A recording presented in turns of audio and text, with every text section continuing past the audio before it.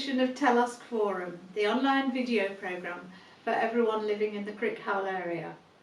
In this programme, Alison talks about the work of the Crickhowell Volunteer Bureau and then interviews Jeanette about using some of their services. The Revd Ian Sherwood, who lives in Istanbul, updates us on his work with refugees during the pandemic. Helen brings us a poem on fungi, accompanied by some surprising photographs. And Vaughan entertains us on the keyboard again, set against a background of some signs of emerging springtime. And finally, Dr. Carl brings out the meaning of one of the proverbs that he's been reading recently. This evening we continue our Lent course as we reflect on the prayers of Jesus. Do join us if you can. Enjoy the programme. Hello. Crickhowell is extremely fortunate in having the Volunteer Bureau based in the Crick Resource Centre in Beaufort Street. This is a group of volunteers managed by Kerry Crossfield, and they offer a range of services for the community. This is important at all times, but it's been especially useful during lockdown when people couldn't get out very easily, and I'm going to tell you about their range of services. The Volunteer Bureau, as I say, is situated in Crickhowell, but it serves the local villages from Bwlch, Cwmdu, Vale of Graney, Llanbedr, Llangattock, Llangeni, Llangynyder and Tritower. And it matches organisations with volunteers and places volunteers into community organisations in many and different roles. And there are ongoing programmes and services, but also when there's a crisis like February of last year with the flooding, then the work of the volunteers helping with that was coordinated there too.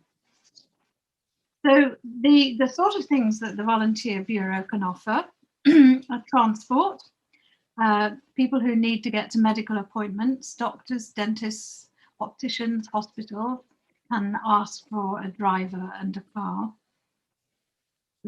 Library books can be requested and collected from the library and delivered to homes. There is a befriending service for people who are lonely and want someone to talk to on the telephone. Shopping can also be done. A volunteer would take a list to get food or go to the chemist and deliver back to the person's home. Likewise for prescriptions from Boots and from the pharmacy.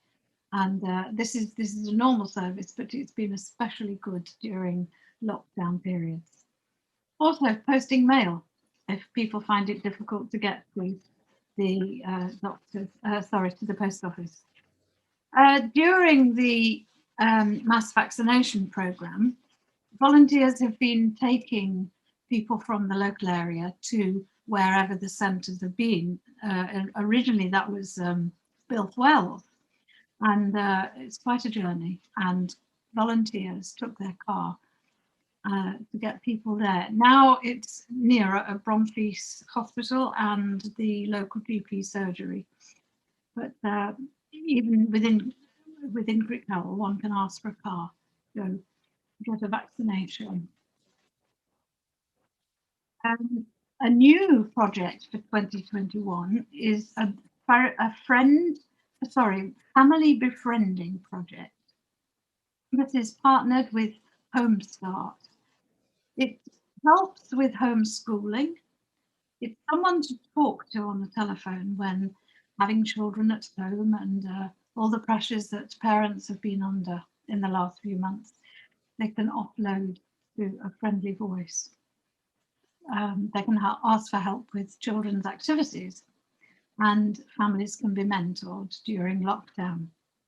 The more volunteers are needed for this, and training is given. So if you're interested in volunteering and using these skills, then contact Kerry at the Bureau. So all volunteers are recruited through either their Facebook page or word of mouth. Volunteers have to be DBS checked, and safety measures are observed during the pandemic. to protect the volunteers and the clients. And that includes PPE where appropriate. And training is given as well. So first aid training, food safety training, manual handling training are all put on by the Volunteer Bureau. So if you have got any spare time and any skills, I'm sure Kerry would be glad to hear of potential volunteers. And if you need to use any of their services, then use the contact details that are on the front side of this to contact them. And I'm going to talk to someone who has used their services, first of all during illness and during the pandemic, but has found friendly service and a can-do attitude, even with unusual requests.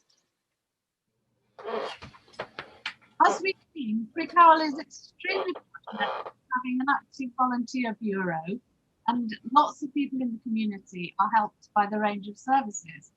And I've got Jeanette to speak to today. Jeanette is someone who has found the volunteer bureau to be very useful.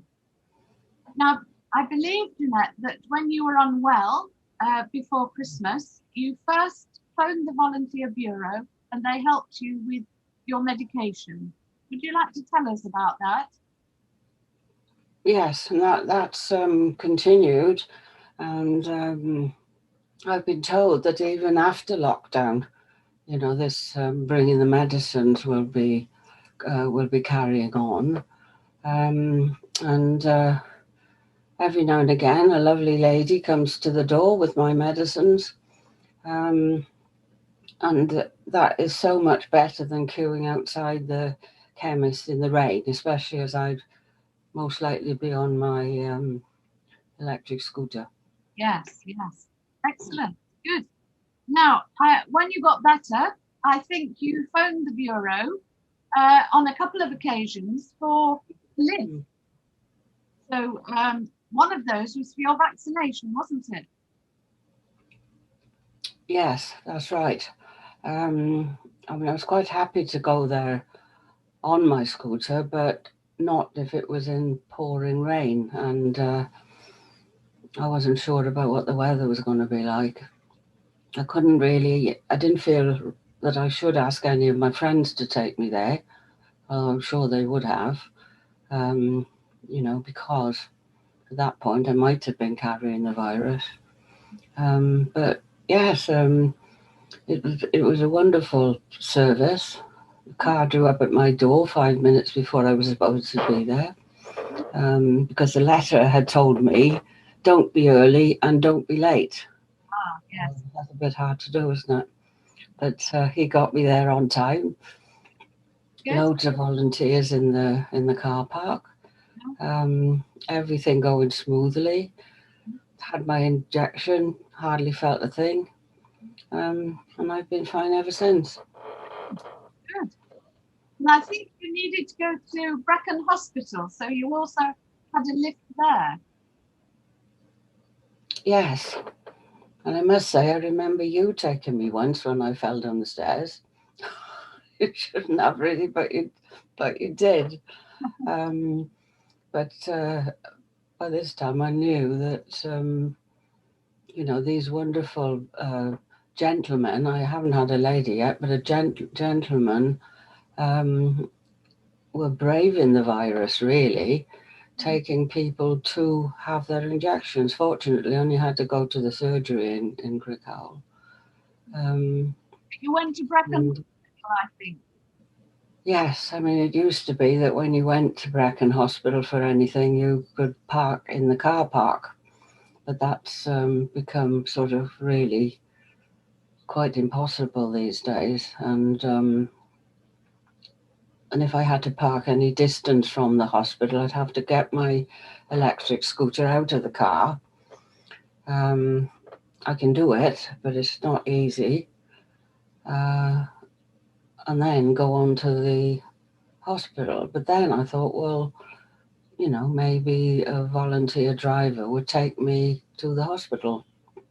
And they were very happy to do that.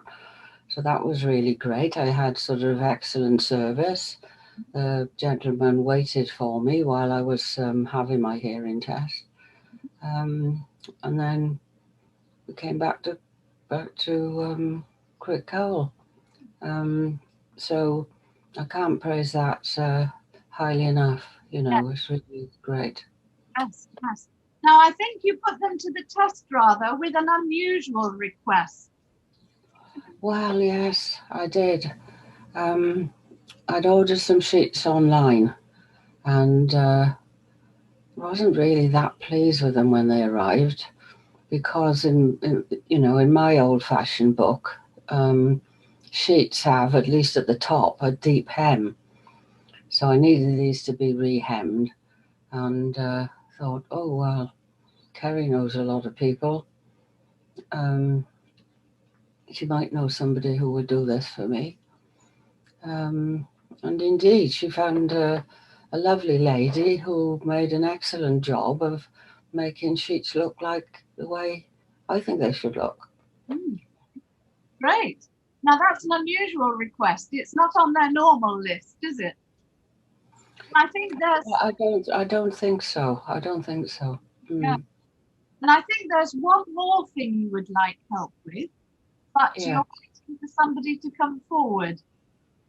Would you like to tell us about your project? Yes.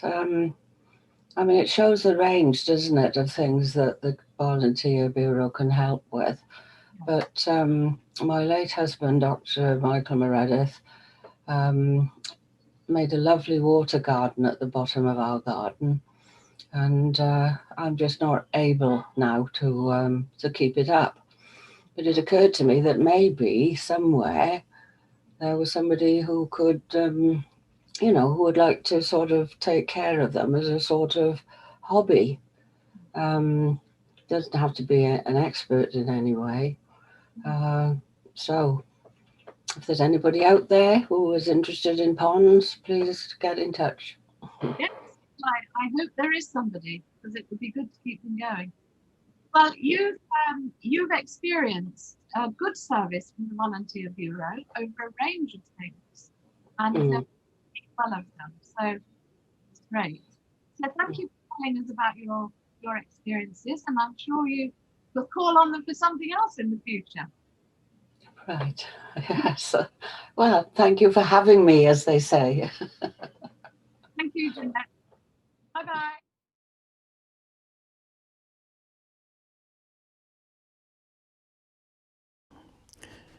Dear friends at Llanelli Parish Church, Father Jeremy, Mary Evans, and wardens and people, thank you very much for remembering to assist the chaplaincy in Istanbul, where we still run our hostel for a few refugees and try and keep the faith alive.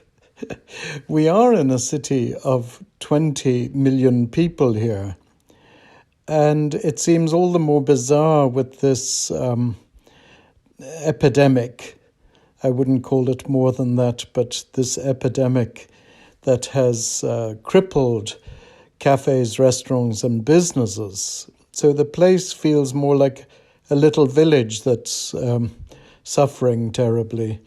And I know it's the same in the United Kingdom and in Wales, of course. It's very kind of you to keep in touch, and for Jeremy and Mary to keep me posted with news of all that's going on there. I wish you well in the next few months. I know it's been very awkward to keep going as a proper parish, but I'm glad to hear there's Zoom Bible courses and the usual church online things throughout the nation. Here, I've managed to keep the liturgy going as it traditionally is done, because I live right next door to the church. But there's a full lockdown every weekend, so it's only the bravest of people venture out and come to church. We have moved our service to Wednesdays, so today is a Wednesday, and we celebrated the Feast of Candlemas, the presentation of Christ in the temple, which was yesterday, but we celebrated it today, and a whole 9 people turned up, which was astonishing. So that's a record. And I send this to you to thank you so much for your gift of £220, which was unexpected and all the more extremely welcome and helpful. It goes quite a long way in Istanbul. It takes a few weeks to process, but we're very grateful indeed. And I wish you the light of Candlemas, good health, and the joy of meeting Christ in the temple. And the temple now is indeed our heart. So may God bless and keep you as we enter into the Septuagesimal period and approach Lent, Good Friday, and Easter. God bless the way before you. This short poem on fungi reflects what wonderful shape and variety in form that fungi have and present to us. So it's called All Fungi. Mildew, mould, mushroom, yeasts, rusts and smuts, dark honey, all fungi. Jelly ear, boletus, chicken of the woods, some deadly, all fungi. Life extraordinary, spores, frills, gills, damp beauty, all fungi. Ancient forests burn, ash falls like rain, koalas cry earth's agony, no fungi.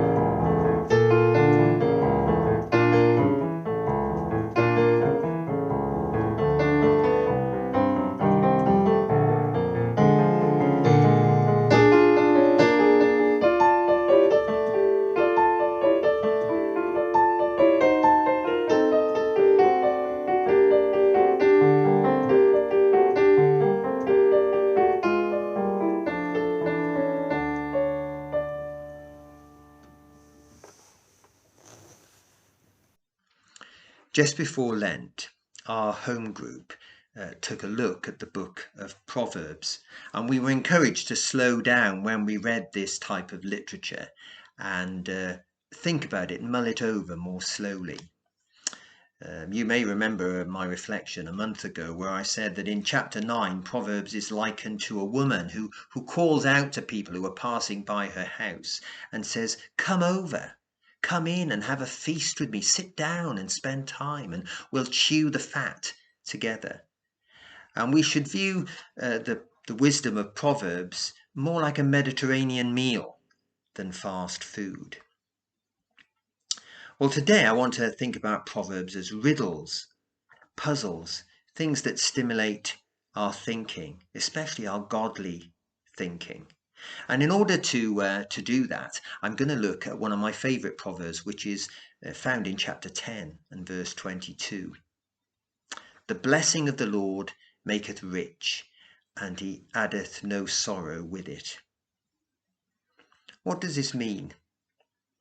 Well, Surely it doesn't mean that rich people are blessed by God and that you can gauge your blessing by your bank balance. And also that rich people can't be made sad and unhappy by the troubles and trials of life. So if we push aside a superficial reading of the wisdom contained in this proverb, what does it actually mean? It made me think about riches.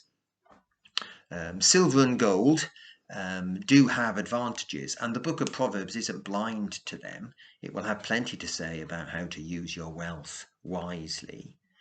But clearly, rich people are saddened by events in life, and poor people can be full of joy and contentment. So it can't just be to do with material things. And what is the blessing of God?